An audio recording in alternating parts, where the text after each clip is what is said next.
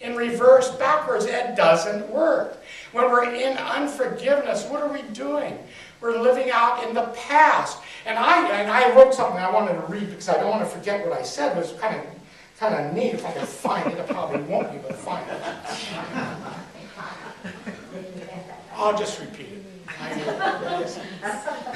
I consider unforgiveness that it lays waste to our life experience. It does. Do you agree with that? Yeah. And I believe that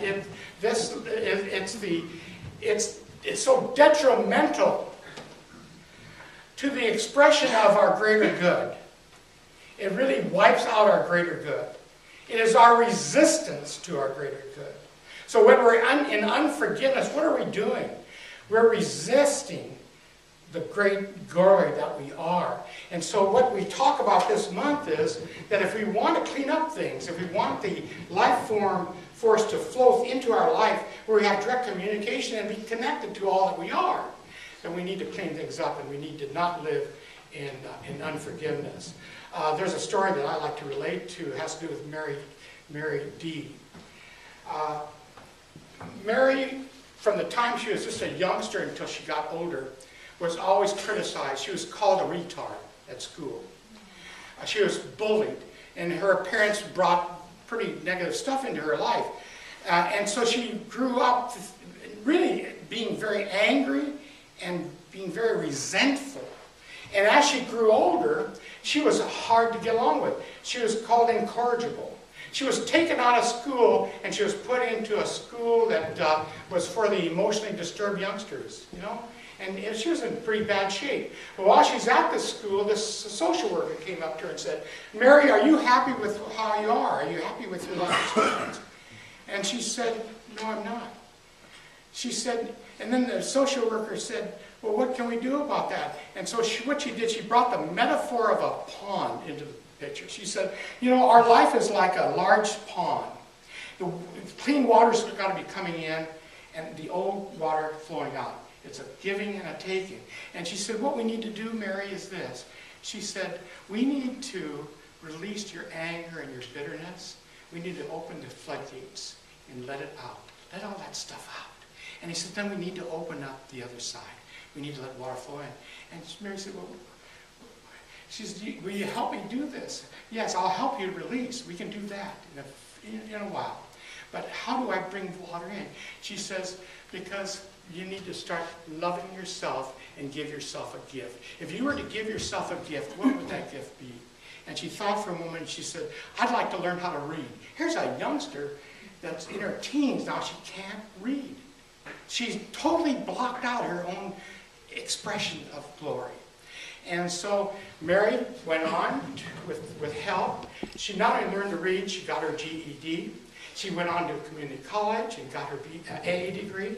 And she went and she decided later on to apply for medical school. And to this day, she's a successful doctor in the university. Wow. Isn't that cool? Wow. Let's clap for Mary. Wow. What this is all about is we need to love ourselves so much.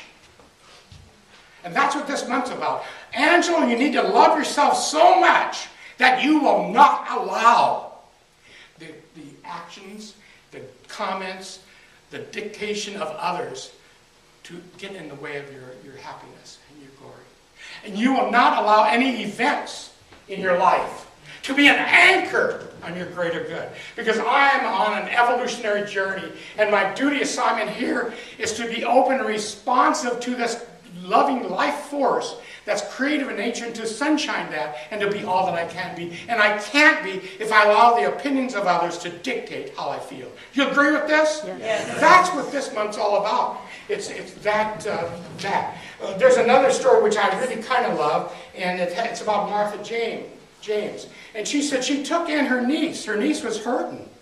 She was not healthy. She was sick, and she was destitute. So she takes this niece into her home, and for 10 years provided her all the health benefits that she needed, the medical. She paid for all the bills. She paid for her niece to go to school, to go to college, and her niece became a CPA. She got very successful. And so what happens? The niece leaves without saying thank you or anything. She just leaves and goes on and starts her own life. Well, Martha, James, was angry and resentful. And for 8 years, she held that into her life. She got so bad that she developed this rash all over her body. The doctor said, we don't know what's wrong with you. She put salves on and they did all this antibiotics and all. And this rash got worse.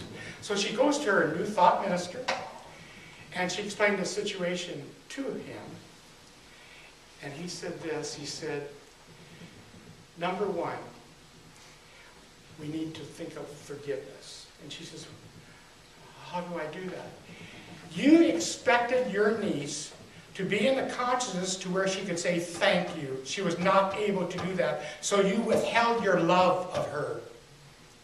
So you blocked out the dynamic love energy that expresses itself automatically in your life. It's all blocked off. And it shows up as a sickness or some kind of a trauma or disaster, because the universe has a way of pushing us back into alignment. I don't know if you agree with that. But she said the universe is pushing you back into alignment. What it's telling you is you're going to have this rash. You may have something else going on with your life until you straighten it out. And what that means is unclogging the life force so that it can flow freely into your life experience. And she said, what do you need to do? What do I need to do? You need to forgive your niece by doing this. I cancel all the requirements I placed on you, my niece, to receive my love. You didn't have to call her or do that. Forgiveness is not calling. It's about me. It's about my own consciousness. I cancel all the requirements I put on you, niece, to receive my love. I cancel it. You were not able to. You were not in the consciousness to do that, to say thank you. So I cancel it. And I just let my love flow to you. You have my love. And within a few days, what happened to the rash? Tell me what happened to the rash. It went away. It disappeared. It was gone. But here's what's interesting. About 2 or 3 months later, guess who called her? She not only called her, she said, I want to thank you, and I really am sorry I didn't do this sooner. Isn't that pretty cool? Yeah. Let's clap for that. Yeah. So what is this month about? Forgiveness. It's about forgiveness, but it's also about resistance. We need to stop resisting our glory, our greater good, by living in this past, by living in memory. We need to open up and allow the water to flow into our life. And keep in mind this, that we cannot, if we operate in reverse, we're operating in unforgiveness. So as we forgive and we open our hearts, we are in line with the universal energy. And say it with me loud and clear. And so it is. We're done. We got through it.